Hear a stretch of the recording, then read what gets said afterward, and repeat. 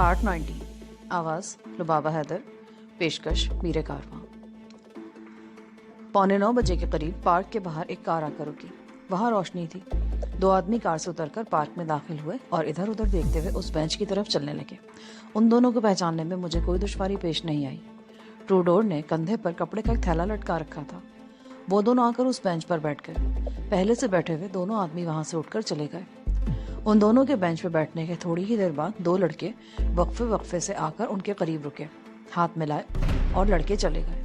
ये लड़के उनके ग्राहकों में से थे और पहले से उनके इंतजार में बैठे थे। प्रोग्राम के मुताबिक पार्क से निकलते ही इधर उधर फैले हुए हमारे लड़के उन्हें पकड़कर ले जाते। ट्रूडोर और माइकल के ग्राहकों में शांति ही वाहिद हस्ती थी जिसे हमारे प्रोग्राम का इल्म था और तयशुदा प्रोग्राम के मुताबिक उसे भी खरीदार बनकर आना था। मुझे उसी का इंतजार था। शांति 9:15 बजे के करीब पार्क में दाखिल हुई। वो कुछ सहमी और खौफजदा सी लग रही थी। वो जैसे ही पार्क में दाखिल हुई, मैं भी अपनी जगह से उठ खड़ा हुआ और गैर महसूस अंदाज में बेंच की तरफ चलने लगा। ट्रूडोर ने एक मरतबा मेरी तरफ देखा जरूर था, मगर अंधेरा होने के बायस वो मेरी शक्ल नहीं देख सका। शांति उसके करीब पहुंच चुकी थी। उसने पैंट की जेब में से कुछ नोट निकालकर ट्रूडोर की तरफ बढ़ा दिए। ट्रूडोर ने नोट लेकर थैले में डाले और थैले से ही एक पुड़िया निकालकर शांति की तरफ बढ़ा दी। लंबे बालों वाला माइकल बेंच पर बैठा खंजर को उंगलियों में घुमा रहा था। उसका अंदाज ऐसा था जैसे वो उस मामले से बिल्कुल लाताल्लुक हो। ठीक उसी वक्त जब ट्रूडोर शांति को हीरोइन की पुड़िया दे रहा था, मैं उनके सामने पहुंच गया। मुझे देखते ही वो दोनों झटके से उठ खड़े हुए। माइकल ने खंजर तान लिया। अगर तुम अपनी जान की सलामती चाहते हो तो यहाँ से चले जाओ। पहले तो तुम हमसे बचते रहे हो, लेकिन आज तुमने बदमाशी दिखाने की कोशिश की ना, तो जिंदा नहीं जा सकोगे। माइकल मेरे सामने खंजर लहराते हुए गुर्राया। मैंने पहले शांति को इशारा किया। वो बदहवास होकर तेजी से कॉफी शॉप की तरफ दौड़ गई। हम तो बहुत दिनों से तुम्हारी तलाश में थे। मुझे पहले ही शुबा था कि ये जहर तुम ही लोग फैला रहे हो। कोई हरकत करने से पहले अपने चारों तरफ देख लो। उन दोनों ने घूमकर देखा। चारों तरफ से कम निस्तर्जन लड़के आगे बढ़ रहे थे। वो दोनों बदहवास हो गए और फिर उसी बदहवासी में माइकल ने खंजर से मुझ पर हमला कर दिया। उसका यह हमला मेरे लिए गैर मुतवक्को नहीं था। मैंने बड़ी फुर्ती से उसकी खंजर वाली कलाई पकड़ ली और दाएं हाथ से उसी के उस बाजू के नीचे बगल में जोरदार पंच रसीद किया। वो अपनी जगह से तकरीबन 1 फुट ऊपर उछला। उसके पैर जमीन पर टिकने से पहले ही मैंने उसकी टांग पर हल्की सी किक भी रसीद कर दी। वो लड़खड़ा कर पुश्त के बल गिरा। खंजर उसके हाथ से छूट गया था। इसी दौरान में फायर की आवाज गूंजी। ट्रूडोर ने दूसरे लड़कों को अपनी तरफ बढ़ते देखकर थैले में से पिस्तौल निकालकर हवाई फायर कर दिया था। शायद उसका ख्याल था कि उनकी तरफ आने वाले लड़के खौफजदा होकर भाग जाएंगे या रुक जाएंगे। ट्रूडोर का पिस्तौल वाला हाथ अभी तक ऊपर था। मैं एकदम अपनी जगह से उछला और फिर मेरी किक उसकी कोहनी पर लगी। पिस्तौल उसके हाथ से छूटकर कहीं दूर अंधेरे में घास पर गिर गया। ट्रूडोर कुछ और बदहवास हो गया और उसी बदहवासी में उसने मुझ पर हमला कर दिया। मैं उसके लिए पहले से तैयार था। मैं बड़ी तेजी से नीचे झुका और उसे दोनों हाथों पर उठाकर दूर उछाल दिया। वो चीखता हुआ घास पर गिरा। फिर उसने उठकर भागने की कोशिश की, मगर 3-4 लड़कों ने उसे घेर लिया। मैं माइकल की तरफ घूम गया। इस दौरान में मौका पाकर वो मुझ पर हमलावर हो चुका था। इस मर्तबा मैं अपना दिफा नहीं कर सका। उसकी फ्रंट हाई किक मेरे बाएं कंधे पर लगी। मैं लड़खड़ा गया, मगर अपने आप को गिरने से बचा लिया। माइकल ने दूसरी किक लगाई जिसे मैंने हाथ से रोका। उसने फौरन ही साइड लेफ्ट किक लगाने की कोशिश की, मगर इस मर्तबा भी मैंने उसे कामयाब नहीं होने दिया और फिर बाजू की हड्डी पर लगने वाले मेरे एक ही चौकनों से बिलबिलाने पर मजबूर कर दिया। वो जरा सा एक तरफ झुका। मैंने उसे जोरदार साइड किक लगा दी। वो करहा कर पलट गया, लेकिन इस मर्तबा फौरन ही संभल गया। दूसरी जानिब ट्रूडोर लड़कों के घेरे में आ चुका था। उसके बिलबिलाने की आवाजें बता रही थी कि लड़के उसके ठीक ठाक तवाज़ो कर रहे थे। मैं एक बार फिर माइकल की तरफ मुतवज्जो हो गया। वो हमला करने के लिए पर तुल रहा था। माइकल ने मेरे मुंह पर पंच मारने की कोशिश की, मगर मैंने बड़ी फुर्ती से जरा सा साइड में हटते हुए उसका बाजू पकड़ लिया और उसे आगे की तरफ हल्का सा झटका देते हुए उसके मुंह पर जोरदार राइट पंच मार दिया। उसके साथ ही उसकी टांगों के बीच में लेफ्ट फ्रंट किक भी लगा दी। उस दोहरी तकलीफ से वो ज़िबा होते बकरे की तरह बिलबिला उठा। मैंने अपनी टांग पीछे खींचकर आगे की तरफ जोरदार झटका दिया और साथ ही उसका हाथ भी छोड़ दिया। वो चीखता हुआ मुंह के बल गिरा।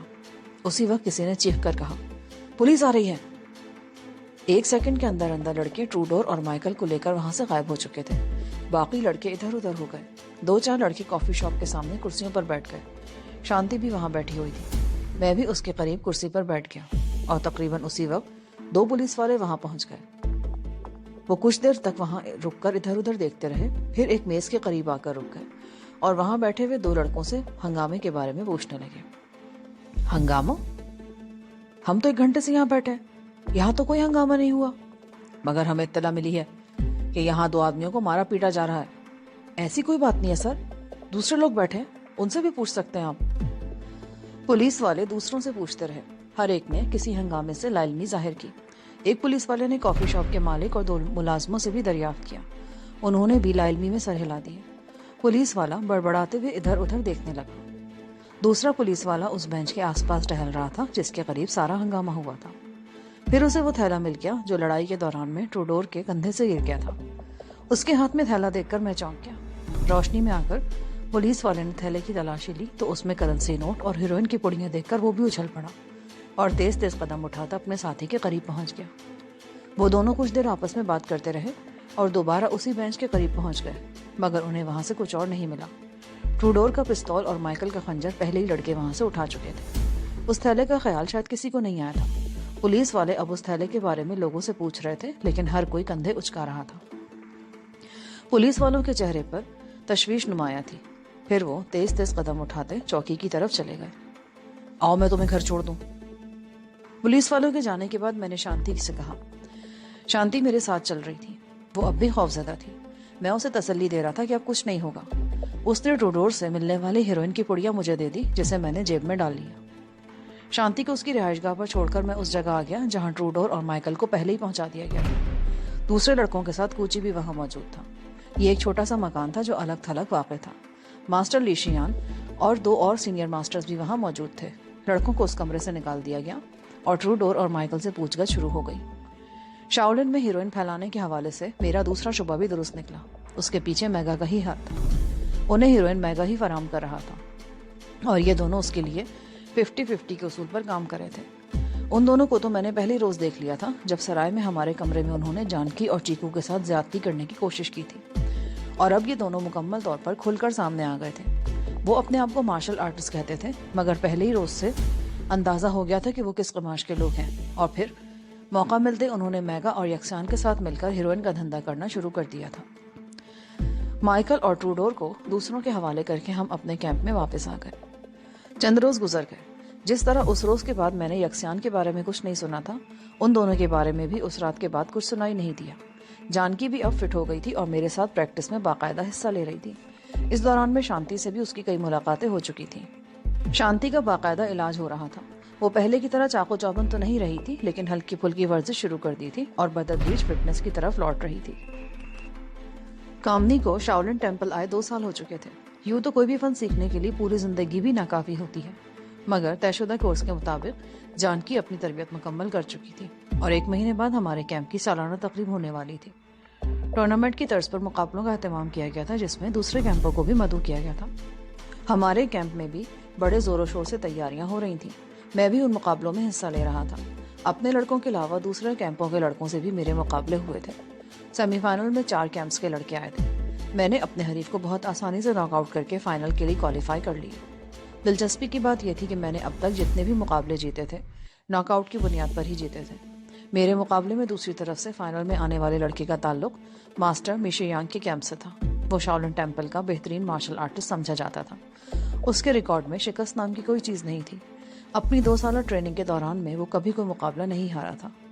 ماہانہ مقابلوں میں وہ 8 مرتبہ چیمپئن رہ چکا تھا۔ باقی مقابلوں میں اس نے حصہ نہیں لیا تھا۔ ماسٹر ہینگ پائی کو شاولن ٹیمپل کا سب سے معزز اور سب سے قابل احترام استاد سمجھا جاتا تھا۔ دوسرے تمام ماسٹرز بھی اس کا بے حد احترام کرتے تھے۔ فائنل والے روز بھی شاولن کے تمام کیمپوں کے ماسٹرز کو مدعو کیا گیا تھا، اور حقیقت یہ تھی کہ اس روز ہمارے جمنازیم میں تل دھرنے تک کی جگہ نہیں تھی۔ پہلے چند چھوٹے نمائشی مقابلے ہوئے اور پھر ہمارے مقابلے کا اعلان ہوا۔ میرا حریف ہوشین قد میں مجھ سے 2-3 انچ نکلتا ہوا تھا۔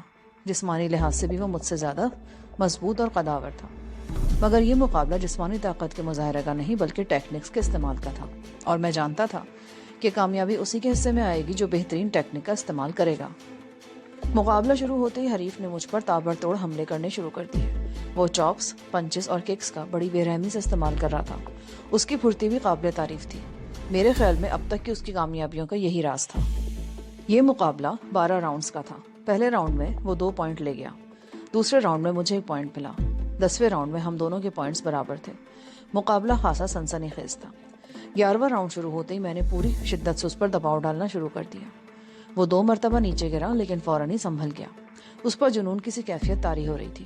میں اچھی طرح جانتا تھا کہ اس قسم کے مقابلوں میں جب کسی ایک میں جنون آ جائے تو اس کے حوصلے پست ہونے لگتے ہیں۔ مجھے بھی اپنے حریف میں شکست کے آثار نظر آ رہے تھے، جبکہ میرے ہونٹوں پر اشتعال دلانے والی مسکراہٹ تھی۔ وہ ایک بار پھر سنبھل گیا۔ اس نے میرے سامنے کھڑے ہو کر اسٹانس بنا لیا۔ میری نظر کبھی اس کے ہاتھوں پر جاتی اور کبھی پیروں پر۔ اس کے پیروں کا الائنمنٹ درست نہیں تھا۔ پیروں کی چوڑائی ہمیشہ کندھوں کی چوڑائی سے 1.5 گنا رکھنی چاہیے اور جسم بالکل سیدھا تنا ہوا ہونا چاہیے۔ اگر جسم آگے کو یا ذرا پیچھے کو جھکا ہو تو نہ صرف اپنے دفاع بلکہ حملہ آور ہونے کی صلاحیت میں بھی کمی آ جاتی ہے۔ میں نے بھی اپنے حریف کی یہ خامی نوٹ کر لی۔ جیسے ہی وہ پنچ مارنے کو آگ حرکت میں آیا، میں نے بڑی پھرتی سے نیچے جھکائی دی اور اسے ٹانگوں سے پکڑ کر اپنے اوپر سے اچھال دیا۔ اس مرتبہ شاید وہ اپنے حواسی کھو بیٹھا۔ وہ ہر قیمت پر مجھے شکست دینا چاہتا تھا اور اس کے لیے اس نے فائٹنگ کا ہر اصول نظر انداز کر دیا۔ ریفری بار بار چیخ کر اسے وارننگ دے رہا تھا مگر اس پر کوئی اثر نہیں ہو رہا تھا۔ پھر اچانک اس نے اپنے لباس میں چھپا ہوا خنجر نکال لیا اور ہاتھ سر سے بلند کر کے حملہ آور ہوا۔ لوگوں میں شور مچ گیا۔ 1-2 چیخیں بھی سنائی دی لیکن میں خنجر دیکھ کر ذرا بھی خوفزدہ نہیں ہوا۔ اس کا ہاتھ جیسے ہی حرکت میں آیا، میں نے تیزی سے چہرے کے سامنے دونوں کلائیوں کا کراس بنایا۔ پھر اس کا بازو جیسے ہی کراس سے ٹکرایا، میں نے دونوں ہاتھوں کی مٹھیوں کو پشت سے ملا لیا۔ یہ میرے بازوؤں کا آہنی شکنجہ تیار ہو گیا تھا اور میرے حریف کا بازو اس شکنجے میں پھنس گیا تھا۔ وہ اپنے بازو کو زور زور سے جھٹکے دے رہا تھا مگر میرے شکنجے کی گرفت سخت سے سخت تر ہوتی جا رہی تھی۔ میرے پیروں کا الائنمنٹ بھی درست تھا۔ میرا حریف اپنے بازو کو زور زور سے جھٹکے دیتا رہا لیکن نہ تو میں اپنی جگہ سے ہلا اور نہ ہی میری گرفت ڈھیلی پڑی، بلکہ اس میں مزید سختی آ گئی۔ حریف کی آنکھوں میں الجھن تیرنے لگی۔ تماشائی اب بالکل خاموش تھے۔ میں نے پہلی مرتبہ یل کرتے ہوئے اپنے بازوؤں کے شکنجے کو مزید کسا۔ اس کا نتیجہ خاطر خواہ نکلا۔ حریف کی مٹھی کھلتی چلی گئی اور خنجر اس کے ہاتھ سے نکل کر میرے پیروں کے قریب لکڑی کے فرش میں نوک کے بل پیوست ہو گیا۔ تماشائیوں میں ایک بار پھر شور مچا اور پہلے جیسے خاموشی چھا گئی۔ حریف نے اپنا آزاد ہاتھ میرے بازو پر رکھا اور میری گرفت ڈھیلی کرانے کے لیے جھٹکے دینے لگا۔ میں نے ایک بار پھر یل کیا اور جسم کی پوری قوت ایک بار پھر بازوؤں کے شکنجے میں منتقل کر دی۔ کڑک کی آواز ابھری۔ یہ حریف کے بازو کی ہڈی ٹوٹنے کی آواز تھی۔ اس کے ساتھ ہی اس کے منہ سے خوفناک چیخ نکل گئی۔ میں نے بائیں طرف جھکتے ہوئے زوردار جھٹکا دے کر اپنے ہاتھ کھول دیے۔ میرا حریف دائیں پہلو پر گرا۔ اس نے دوسرے ہاتھ سے اپنا شکستہ بازو پکڑ لیا اور فرش پر ایڑیاں رگڑنے لگا۔ لوگ شور مچا رہے تھے، میرے نام کے نعرے لگا رہے تھے۔ ریفری نے میرے حریف پر جھک کر گنتی شروع کی مگر اس میں اب اتنی سکت نہیں تھی کہ اٹھ کر میرے سامنے کھڑا ہو سکتا۔ ریفری نے 10 کہا اور سیدھے ہو کر میرا ہاتھ بلند کر دیا۔ جمنیزیم شور کی آوازوں سے گونج اٹھا۔ پورے رنگ کے اطراف میں کھڑے ہوئے لوگ دوڑ کر اندر آ گئے۔ مجھ تک سب سے پہلے پہنچنے والا آدمی کوچی تھا۔ اس نے مجھے کندھوں پر اٹھا لیا۔ پورے رنگ کا چکر لگانے کے بعد کوچی نے مجھے ماسٹر ہینگ پائی کے سامنے اتار دیا۔ ماسٹر اور تمام دوسرے ماسٹرز بھی کھڑے ہو گئے تھے۔ میں نے تمام ماسٹرز کو بو کیا۔ ماسٹر ہینگ پائی نے میرے سر پر ہاتھ رکھ کر مجھے آشیرواد دیا۔ جب میں سیدھا ہوا تو ماسٹر لی شیان نے مجھے گلے لگا لیا۔ یہ اس کی محنت کا نتیجہ تھا کہ آج مجھے ایک بڑی کامیابی حاصل ہوئی تھی۔ یہ شاولن ٹیمپل میں میری پہلی باقاعدہ فائٹ تھی جس میں سرخرو ہوا تھا۔ کامنی اس رات واپس جانے کے بجائے ہمارے ہی پاس رہ گئی۔ پہلے تو کوچی اور 2-3 لڑکے اور بھی ہمارے پاس بیٹھے رہے۔ 1 بجے کے قریب وہ چلے گئے۔ ہم اس کے بعد بھی جاگتے رہے۔ آج رات تو سونے کا سوال ہی پیدا نہیں ہوتا تھا۔ کامنی کی خوشی قابل دید تھی۔ اس نے شاولن ٹیمپل کا جو سپنا دیکھا تھا آج اس کی تعبیر مل گئی تھی۔ دوسری طرف جان کی بھی میری خوشی پر پھولیں نہیں سما رہی تھی۔ چیکو بھی میری کامیابی پر بے پناہ خوش تھی۔ ہم صبح 4 بجے کے قریب سوئے اور جب بیدار ہوئے تو باہر تیز دھوپ پھیلی ہوئی تھی۔ میں جلدی سے اٹھ کر باہر آ گیا۔ کوچی کو دیکھ کر میں نے قدر برہمی کا اظہار کرتے ہوئے کہا، تم نے ہمیں جگایا کیوں نہیں؟ آج چھٹی ہے، جمنیزیم بند ہے اور تم اپنی پریکٹس کے سلسلے میں پریشان مت ہو۔ ماسٹر ہنگ پائی نے کہا تھا کہ تمہیں سونے دیا جائے۔ اوہ، ٹائم کیا ہوا ہے؟ 10 بج رہے ہیں۔ تم لوگ جلدی سے تیار ہو جاؤ، میں ناشتہ لے کر آ رہا ہوں۔ تقریباً 1 گھنٹے بعد ناشتہ کر کے کامنی چلی گئی۔ ناشتے کے دوران میں ہی اس نے اپنا ہندوستان واپسی کا پروگرام بنا لیا تھا۔ اس کے کہنے کے مطابق وہ آج کا دن شاولن میں رہے گی، تیاری مکمل کر کے وہاں اپنے دوستوں سے ملے گی اور کل شاویانگ چلی جائے گی۔ جہاں سے کنمنگ روانہ ہوگی اور وہاں سے ہندوستان کے لیے ہوائی جہاز پر سوار ہو جائے گی۔ ہم نے اس رات کامنی کے لیے ایک چھوٹی سی الوداعی پارٹی کا پروگرام بنایا۔ پارٹی میں میرے اور جانکی کے علاوہ کوچی بھی شریک تھا اور اس پارٹی کا اہتمام شاولن کے ایک ریسٹورینٹ میں کیا گیا تھا۔ پھر وہیں بیٹھے بیٹھے پروگرام بن گیا کہ کل ہم سب کامنی کو شاویانگ تک چھوڑنے جائیں گے۔ اگلے دن ہم شاویانگ پہنچ گئے۔ پروگرام کے مطابق کامنی کو وہ دن بھی وہیں گزارنا تھا۔ اسے اپنے عزیزوں کے لیے کچھ چھوٹے موٹے تحائف بھی خریدنے تھے۔ کوچی ہمیں چیانگ شاؤ کے بنگلے پر لے گیا۔ ہاشی بھی اس وقت گھر پر ہی موجود تھی۔ وہ دونوں میاں بیوی ہمیں دیکھ کر بہت خوش ہوئے۔ انہوں نے کامنی کو مبارکباد دی اور پھر چیانگ شاؤ میری طرف دیکھتے ہوئے بولا، مجھے زندگی بھر افسوس رہے گا کہ میں اس روز تمہارا مقابلہ نہیں دیکھ سکا۔ سنا ہے بہت سنسنی خیز مقابلہ تھا۔ یہاں تو ہر طرف تمہارے نام کی گونج سنائی دے رہی ہے۔ کاش میں وہ مقابلہ دیکھ سکتا۔ وہ مقابلہ جیتنے میں میرا کوئی کمال نہیں تھا۔ یہ تو تم جیسے سچے اور کھرے دوستوں کی دعائیں ساتھ تھیں کہ میں اپنے سے زیادہ طاقتور حریف کو شکست دینے میں کامیاب ہو گیا۔ دیکھا چیانگ شاؤ، اس کو کہتے ہیں عظمت اور بڑائی۔ ایک تم ہو، بلیک بیلٹ لے کر یا کرتے پھرتے ہو۔ ہاشی اپنے شوہر کی طرف دیکھتے ہوئے بولی۔ چیانگ شاؤ کھسیا کر رہ گیا۔ اس وقت ہم وسیع ڈرائنگ روم میں بیٹھے تھے۔ ملازمہ نے ہمارے سامنے چائے رکھ دی۔ میرا چائے کا موڈ نہیں تھا۔ اتفاق سے میرا کپ بھی بھرا ہوا تھا۔ ہاشی میز کے دوسری طرف بیٹھی تھی۔ اس کا کپ آدھا تھا۔ اس وقت میں نہ جانے یہ کیوں سوچنے لگا کہ کاش وہ آدھا کپ میرے سامنے آ جاتا۔ اتفاق سے میری نظریں ہاشی کے سامنے رکھے ہوئے کپ پر ہی مرکوز تھیں۔ اچانک تشتری میں رکھا ہوا وہ کپ آہستہ آہستہ تھر تھرانے لگا، اور پھر وہاں جو کچھ بھی ہوا وہ سب کے لیے حیرت انگیز تھا۔ وہ کپ سوسر سمیت سینٹرل ٹیبل کے شیشے پر پھسلتا ہوا میری طرف آنے لگا۔ لگتا تھا جیسے کوئی نادیدہ قوت اسے آہستہ آہستہ میری طرف سرکا رہی ہو۔ میری نظریں اب بھی کپ پر مرکوز تھیں اور مجھے یوں لگ رہا تھا جیسے اس کپ کے علاوہ دنیا کی ہر شے میری نظروں سے غائب ہو چکی ہو۔ وہ کپ میرے سامنے رکھے ہوئے کپ کے قریب آ کر رک گیا۔ میرے منہ سے بے اختیار گہرا سانس نکل گیا۔ میری کنپٹیاں سلگنے لگی۔ دماغ میں دھماکے سے ہو رہے تھے۔ سب لوگ پھٹی پھٹی نظروں سے کبھی کپ کو اور کبھی مجھے دیکھ رہے تھے۔ ایسا حیرت انگیز واقعہ انہوں نے یقیناً پہلی بار دیکھا تھا۔ میرے دماغ کو جھٹکا سا لگا۔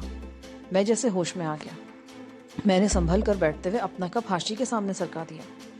میں اتنی زیادہ چائے نہیں پی سکتا۔ وجدان، کامنی نے میرے چہرے پر نظریں جماتے ہوئے کہا، شاید تمہیں احساس نہیں۔ جانتے ہو یہاں بھی کیا ہوا؟ مجھے شاید واقعی احساس نہیں تھا، اور جب جانکی نے مجھے اس کپ کے بارے میں بتایا تو میں خود بھی حیرت سے اچھل پڑا۔ میں نے دل میں آدھا کپ چائے پینے کی خواہش کی تھی اور ہاشی والا کپ خود بخود میز پر سرکتا ہوا میرے سامنے آ گیا تھا۔ جی، اچانک میرے ذہن میں خیال ابھرا اور میں اچھل پڑا۔ میرے دماغ میں سنسناہٹ ہونے لگی۔ اگر چائے کا وہ کپ میری نظروں کے اشارے سے حرکت میں آیا تھا تو اس کا مطلب یہ تھا کہ میری محنت اور ریاضت بارآور ثابت ہو رہی تھی۔ میں نے ایک بار پھر نظریں ہاشی کے سامنے رکھے ہوئے اس کپ پر مرکوز کر دی جو میں نے اس کی طرف سرکایا تھا۔ میں تصور کرتا رہا کہ میری آنکھوں سے مغناطیسی لہریں خارج ہو کر کپ سے ٹکرا رہی ہیں اور اسے اپنی طرف کھینچ رہی ہیں، مگر کپ نے اپنی جگہ سے حرکت نہیں کی۔ میں نے اس پر سے نظریں ہٹا لی اور گہرے سانس لینے لگا۔ میرے چہرے پر مایوسی چھا گئی تھی۔ سب لوگ میری طرف دیکھ رہے تھے۔ میں نے اپنے سامنے رکھا چائے کا کپ اٹھا لیا اور ہلکی ہلکی چسکیاں لینے لگا۔ کپ کی اپنی جگہ سے حرکت کرنے والی کوئی بات کسی کی سمجھ میں نہیں آ رہی تھی، لیکن جانکی شاید معاملے کی تہ تک پہنچ چکی تھی۔ دن کا بیشتر حصہ ہم نے شہر میں گھومتے گزارا۔ یہ پہلا موقع تھا کہ میں شاویانگ میں اس طرح آزادی سے گھوم پھر رہا تھا۔ پھر وہ رات بھی ہم نے چیانگ شاؤ کے بنگلے پر گزار دی۔ ایک مرتبہ پھر موقع پا کر میں نے چیانگ شاؤ سے یکسیان کے بارے میں دریافت کیا، مگر اس نے مسکرا کر بات ٹال دی۔ اگلے روز صبح سویرے کامنی کو بس پر بٹھا کر ہم لوگ شاولن واپس آ گئے۔ اپنے کمرے میں آتی جانکی میرے سامنے بیٹھ گئی۔ وجدان، چائے کی پیالی کی اپنی جگہ سے حرکت کرنا، کیا وہ؟ میں تو خود نہیں سمجھ سکا۔ کچھ عجیب سی بات ہوئی تھی۔ میرے سامنے جو کپ رکھا گیا تھا وہ پورا بھرا ہوا تھا۔ میرا چائے پینے کا موڈ نہیں تھا۔ ہاشی والا کپ آدھا تھا۔ اس کپ کو دیکھ کے بے اختیار میرے دل میں خواہش ابھری کہ کاش وہ کپ میرے سامنے آ جائے۔ پھر میں نے اس کپ کو اپنی جگہ سے حرکت کرتے دیکھا۔ اس کے بعد مجھے نہیں پتا چلا کہ وہ کپ کب میرے سامنے آ گیا۔ اس دوران تمہاری نظریں کپ پر مرکوز تھیں؟ ہاں، لیکن یہ چی کی پاور تھی وجدان۔ تمہارے دل میں اس کپ کو حاصل کرنے کی خواہش ابھری تھی۔ اسی وقت چی کی قوت تمہاری آنکھوں میں سمیٹ آئی اور وہ کپ تمہاری نظروں سے تمہاری طرف کھنچتا چلا آیا۔ ہو سکتا ہے جان کے ایسا ہی ہو، مگر یقیناً ایسا ہی تھا۔ تمہیں اس میں کوئی شبہ نہیں ہونا چاہیے۔ تمہاری محنت رنگ لا رہی ہے۔ میں نے دوبارہ کوشش کی تھی کہ نظروں کی قوت سے دوسرے کپ کو اپنی طرف کھینچ سکوں، پر کچھ ہوا ہی نہیں۔ ہو سکتا ہے پہلے کپ کا اپنی جگہ سے سرکنا محض اتفاق رہا ہو۔ وہ میز شیشے کی تھی، ہو سکتا ہے سوسر گیلی ہو۔ اکثر ایسا ہوتا ہے کہ کوئی گیلی پلیٹ یا ایسی کوئی چیز کسی چکنی سطح والی جگہ پر رکھی جائے تو اس کے نیچے ہوا بھر جاتی ہے جو اس چیز کو حرکت میں لے آتی ہے۔ ممکن ہے کل بھی ایسا ہوا ہو۔ مانتی ہوں ایسا ہو سکتا ہے، لیکن ایسی صورت میں وہ چیز اپنی جگہ سے 1 یا 2 سینٹی میٹر کے فاصلے تک حرکت کر سکتی ہے، جبکہ وہ کپ میز پر پھسلتا ہوا تقریباً 18 انچ کا فاصلہ طے کر کے تمہارے سامنے پہنچ گیا تھا۔ اور پھر اس کپ نے تمہاری طرف حرکت کیوں کی؟ وہ کسی اور کی طرف کیوں نہیں گیا؟ کسی وہم کو اپنے دل میں جگہ مت دو، وہ محض اتفاق نہیں تھا، وہ تمہاری چیخ کی قوت کا اعجاز تھا۔ ہم دیر تک اس موضوع پر باتیں کرتے رہے۔ چیکو خاموشی سے سب کچھ سن رہی تھی۔ اسے مارشل آرٹ سے کوئی دلچسپی نہیں تھی، وہ چی کے بارے میں بھی کچھ نہیں جانتی تھی۔ اس روز میں نے ماسٹر لیشیان سے اس کا تذکرہ کیا تو اس کے ہونٹوں پر مسکراہٹ آ گئی۔ خوش قسمت ہو، بہت کم عرصے میں تم منزل کو چھونے لگے ہو۔ پھر اگلے روز ماسٹر ہینگ پائی نے بھی اس کی تصدیق کر دی کہ میرے اندر چی کی قوت بیدار ہو رہی تھی۔ اس قوت کو کنٹرول کرنے کے لیے اب مجھے زیادہ محنت اور ریاضت کی ضرورت تھی۔ چند ہفتے اور گزر گئے، میری پریکٹس جاری رہی۔ اس دوران میں شاولن میں میرے باقاعدہ مقابلے بھی شروع ہوتے رہے۔ مجھے ناقابل تسخیر قرار دے دیا گیا تھا۔ کوئی مارشل آرٹسٹ میرے سامنے 1 منٹ سے زیادہ نہیں ٹک سکتا تھا۔ ایک روز اس طرح کا ایک اور واقعہ پیش آیا، بلکہ میں اسے حادثہ ہی کہوں گا۔ شاولن میں ایک نیا جمنیزیم بن رہا تھا۔ عمارت زیر تعمیر تھی۔ میٹیریل ناقص تھا یا کوئی اور وجہ، وہ عمارت گر پڑی۔ کام کرنے والے مزدور ملبے کے نیچے دب گئے۔ چیخو پکار کی آوازیں سن کر لوگ دوڑے اور ملبے کے نیچے دبے ہوئے مزدوروں کو نکالنے لگے۔ میں بھی اس وقت جانکی کے ساتھ قریب ہی موجود تھا۔ ہم دونوں بھی وہاں پہنچے۔ عجیب روفر سا منظر تھا۔ خون میں لت پت زخمی مزدوروں کو نکالا جا رہا تھا۔ 2 مزدور ایک آہنی گارڈر کو ہٹانے کی کوششوں میں مصروف تھے، مگر اوپر سینکڑوں من ملبہ ہونے کی وجہ سے گارڈر نے اپنی جگہ سے 1 انچ بھی حرکت نہیں کی۔ میں نے لوگوں کو ہٹایا اور جھک کر صرف ایک ہاتھ سے آہنی گارڈر کو اوپر اٹھانے لگا۔ گارڈر اٹھتا چلا گیا۔ نیچے دبے ہوئے 2 مزدوروں میں سے ایک مر چکا تھا اور دوسرا شدید زخمی تھا۔ اگر وہ زندہ بچ بھی گیا تو زندگی بھر ہاتھ پیر ہلانے کے قابل نہیں تھا۔ میں نے اس وزنی گارڈر کو اب بھی ایک ہاتھ سے اٹھائے رکھا۔ مجھے قطعاً احساس نہیں تھا کہ میں نے کوئی بوجھ اٹھا رکھا، بس یوں لگ رہا تھا جیسے کسی درخت کی جھکی ہوئی پتلی سی شاخ کو اس جگہ سے ہٹا رکھا ہے۔ آس پاس کھڑے لوگ حیرت سے میری طرف دیکھ رہے تھے۔ وجدان، مزدوروں کو نکال لیا گیا ہے، گارڈر کو چھوڑ دو۔ جانکی کی آواز میری سماعت سے ٹکرائی۔ میں نے گارڈر ہاتھ سے چھوڑ دیا۔ لوگ پھٹی پھٹی آنکھوں سے میری طرف دیکھ رہے تھے۔ جانکی مجھے کھینچتی ہوئی وہاں سے دور لے گئی۔ اب اس میں کوئی شبہ نہیں ہونا چاہیے کہ تم اپنے اندر مخفی چیخ کی اس پراسرار قوت پر قابو پا چکے ہو اور تم اسے اپنی مرضی سے استعمال کر سکتے ہو۔ وجدان، دنیا میں 2-4 لوگ ہی ایسے ہوں گے جنہوں نے اس فن میں اس قدر کمال حاصل کیا ہو۔ اس پراسرار قوت سے بڑے بڑے کام لیے جا سکتے ہیں۔ اب یہ تم پر منحصر ہے کہ تم اسے کس طرح استعمال کرتے ہو۔ میں تمہارا مطلب سمجھ رہا ہوں جانکی، اطمینان رکھو، میں اس قوت کا غلط استعمال نہیں کروں گا۔ گری ہوئی عمارت کے قریب اب بھی لوگوں کا ہجوم موجود تھا۔ ہم وہاں سے بہت دور آ کر ایک ریسٹورینٹ میں بیٹھ گئے۔ گرم کافی کی میں بہت طلب محسوس کر رہا تھا۔ میں نے ایک اور بات خاص طور پر نوٹ کی تھی۔ پہلی مرتبہ چیانگ شاؤ کے گھر پر چائے کی کپ والا واقعہ پیش آیا تو میری کنپٹیاں سلگنے لگی تھی، اور اس وقت مجھے احساس بھی نہیں ہوا تھا کہ میرے لاشعوری طور پر مجھ سے کیا حرکت سرزد ہوئی ہے، لیکن آج وہ کیفیت نہیں تھی۔ میں ذہنی طور پر پرسکون تھا۔ اس رات میں دیر تک نہ سو سکا۔ آج کے واقعے اور اندر کی اس مخفی اور پراسرار قوت کے بارے میں سوچتا رہا۔ اس میں شبہ نہیں کہ میں نے اس کے لیے بڑی محنت کی تھی، بڑی ریاضت کی تھی۔ اس دوران میں دوسری طرف سے بھی غافل نہیں رہا تھا۔ کوچی میرا بہترین دوست بن گیا تھا اور اس کے ذریعے مجھے ادھر ادھر کی معلومات حاصل ہوتی رہی تھی۔ مائیکل اور ٹروڈور کا بندوبست کرنے کے بعد اگرچہ شاولن میں ہیروئن کی سپلائی رک گئی تھی اور شانتی، جس نے 5-6 ہفتوں تک ہیروئن استعمال کی تھی، وہ بھی علاج سے مکمل طور پر صحتیاب ہو کر معمولات کی سرگرمیوں میں حصہ لے رہی تھی۔ اور پھر ایک روز وہ بھی اپنا کورس مکمل کر کے تھائی لینڈ واپس چلی گئی۔ اس نے مجھے بینکاک کا ایڈریس بھی دیا تھا اور بہت اصرار کیا تھا کہ اگر میں بینکاک آؤں تو اس سے ضرور ملوں۔ ایسی ہی دعوت مجھے اور جانکی کو کامنی نے بھی دی تھی۔ اس نے جے پور میں اپنے ماما کا ایڈریس دیا تھا اور تاکید کی تھی کہ میں جب بھی ہندوستان آؤں اس سے ضرور ملوں۔ جن دنوں ہم نے یکسیان اور پھر بعد میں ٹروڈور اور مائیکل کو پکڑا تھا، ان دنوں میگا غائب ہو گیا تھا۔ ان تینوں کی کہانی تو ختم ہو گئی تھی، مگر میگا کے بارے میں ایک بار پھر کچھ باتیں سننے میں آ رہی تھی۔ کوچی کی اطلاعات کے مطابق وہ شاویانگ میں کسی جگہ موجود تھا اور اس نے کچھ لوگوں کو میرے پیچھے بھی لگا دیا تھا جو مجھے نقصان پہنچانے کے لیے موقع کی تلاش میں تھے۔ یوں تو شاولن میں میرے بہت سے دوست بن گئے تھے، मगर दुश्मनों की तादाद भी कुछ कम नहीं थी। हर वो शख्स मेरा दुश्मन था जो मेरी कामयाबियों से जलता था या मुझसे शिकस्त खा चुका था।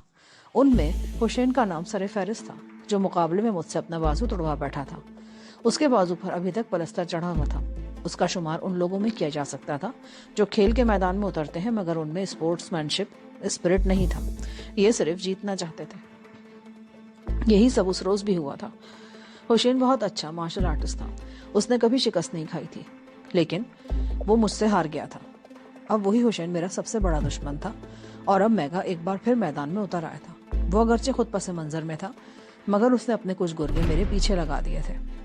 मास्टर हैंग पाई उस सूरत हाल से आगा था। उसकी हिदायत पर मास्टर लीशियान ने मेरी हिफाजत का बंदोबस्त इस तरह कर दिया कि 2-3 लड़के दूर रहकर मेरी निगरानी करते रहते थे। किसी मुश्तबा आदमी को मेरे करीब देखकर वो मंडलाते हुए मेरे नजदीक आ जाते। उन्हीं दिनों कुछ और स्टूडेंट्स ने हमारे जिम्नेजियम में दाखिला लिया। उनमें होशिंग नाम की एक चीनी लड़की भी थी। उसकी उम्र 22-23 के लगभग रही होगी। वो फानकंग की रहने वाली थी। दूसरे शहरों या गैर ममालिक से आने वाले आमतौर पर पैसे के मामले में परेशान रहते हैं। वो एक एक पाई सोच समझकर खर्च करते थे। खर्च बचाने के लिए एक एक कमरे में कई कई लड़के और लड़कियां इकट्ठे रहते थे। लेकिन होशिंग दौलतमंद बाप की बेटी थी। उसे खर्चे की कोई परवाह नहीं थी। उसने इबादतगाह वाली पहाड़ी के दामन में एक मुख्तसर सा कॉटेज किराए पर ले लिया, जहां वो अकेली ही रहती थी। होशिंग ने पहले चीकू से दोस्ती की, फिर जानकी से ताल्लुकात बढ़ाए और फिर मुझसे भी बेतकल्लुफ होने की कोशिश करने लगी। लेकिन ना जाने क्या बात थी कि मैं उससे बात करते हुए जरा रिजर्व ही रहता था। मैंने उसके साथ कभी बेतकल्लुफाना अंदाज में बातचीत भी नहीं की। वो जानकी से मेरे बारे में कुरेद कुरेद कर पूछती रहती। वो मेरा बहुत एहतराम करती थी। कभी कभी तो यूं लगता जैसे वो मुझसे बहुत मरूब हो। होशिंग आमतौर पर सुबह की क्लास में आया करती थी, लेकिन फिर उसने क्लास बदल ली और शाम की क्लास में आने लगी। एक रोज क्लास खत्म होने के बाद वो जानकी और चीकू के साथ हमारे कमरे में आ गई और देर तक बातें करती रही। और जब वो वापस जाने लगी तो मालूम हुआ कि शाओलिन से आने वाले तमाम लड़के जा चुके थे और कोई लड़का ऐसा नहीं था जो उसे उसके कॉटेज तक पहुंचा सकता। उस वक्त रात के 10:30 बज रहे थे। रास्ता सुनसान था। वो अकेली जाते हुए कुछ घबरा रही थी, इसीलिए मैं और जानकी उसके साथ चलती है। उसका कॉटेज इबादत गाह वाली पहाड़ी के दामन में वाक़ था। दूसरा करीब तरीन कॉटेज भी वहां से तकरीबन 50 गज के फासले पर था। कॉटेज के आसपास दरख्तों की बहुतात थी। मुझे बड़ी हैरत हुई। होशिंग कैंप से अकेली आते हुए घबरा रही थी और यहाँ सुनसान जगह पर अकेली रहती थी। 2 कमरों पर मुश्तमिल कॉटेज जरूरत की हर चीज से आरास्ता था। एक बेडरूम था और दूसरे को सिटिंग रूम के तौर पर इस्तेमाल किया जा रहा था। फर्नीचर और दीगर सामान देखकर उसकी अमारात का अंदाजा लगाया जा सकता था। होशिंग ने बताया कि उसने ये फर्नीचर शाओयांग से मंगवाया था और जब अपनी वो ट्रेनिंग मुकम्मल करके वापस जाएगी तो ये फर्नीचर यहीं छोड़ जाएगी। खुशजायका मशरूब से तवाज़ो किए बगैर उसने हमें वापस आने नहीं दिया। वापसी पर मैं और जानकी उसके बारे में बातें करते रहे। होशिंग फानकंग के एक दौलतमंद घराने से ताल्लुक रखती थी। वो महज शौकिया तौर पर यह फन सीख रही थी। ब्लैक बेल्ट उसने फानकंग ही में एक मार्शल आर्ट क्लब से हासिल की थी और मजीद तरबियत के लिए यहाँ आ गई थी। होशिंग रफ्ता रफ्ता मुझसे बेतकल्लुफ भी होती जा रही थी। वो कई मरतबा रात हमारे पास रह गई और कई मरतबा मैं और जानकी या चीकू उसे कॉटेज तक छोड़ने आए थे। उस रात भी ऐसा ही हुआ। 10:30 बज चुके थे। जानकी ने तो होशिंग को रुक जाने को कहा था, मगर वो कॉटेज वापस जाने पर बज़िद थी। जानकी और चीकू उस वक्त कहीं जाने के मूड में नहीं थी। मजबूरन मुझे ही होशिंग के साथ जाना पड़ा। शाओलिन के बाज़ इलाकों में अभी तक रौनक थी। होशिंग मेरे साथ जुड़कर चल रही थी। उसने मेरा एक हाथ भी थाम लिया। मैंने कोई ख्याल नहीं किया और उसके साथ साथ चलता रहा। फिर वो एक ओपन एयर रेस्टोरेंट के सामने रुक गई। 1 कप कॉफी हो जाए मेरी तरफ से। उस वक्त मेरा भी मूड कॉफी या चाय का हो रहा था। हम दोनों फुटपाथों पर पड़ी हुई एक मेज के गिर्द बैठ गए। कॉफी पीने के बाद जब हम रेस्टोरेंट से उठे तो 11:30 बज रहे थे।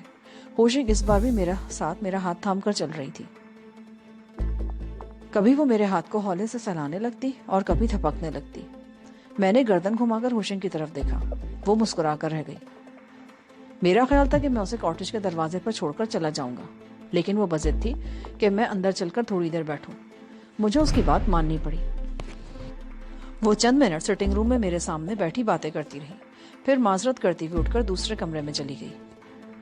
5 मिनट गुजर गए। एक बार तो मेरे दिल में आई कि मैं उठकर बगैर बता चला जाऊं और मुमकिन है मैं अपने उस इरादे पर अमल भी कर डालता, लेकिन ठीक उसी वक्त वो कमरे में दोबारा दाखिल हुई। उसने दोनों हाथों में खूबसूरत ट्रे उठा रखी थी, जिसमें रखे हुए 2 नाजुक से ग्लासों में मशरूब भरा हुआ था।